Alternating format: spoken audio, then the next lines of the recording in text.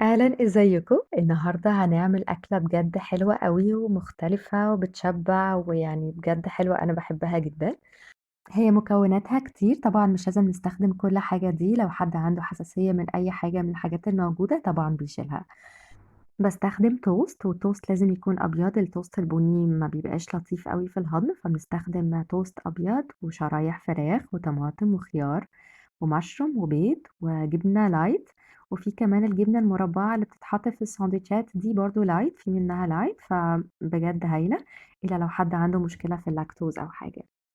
طيب الطماطم بقى لمّا بنيجي نحطها مش بنحطها كده، لازم نقشّرها، ودي أسهل طريقة بجد أنا لقيتها إن هي بنقشّرها، بنعمل فيها بالسكينة خطوط بالطول، وساعتها بنشد بقى كل حتة لوحدها، بتكون سهلة أوي.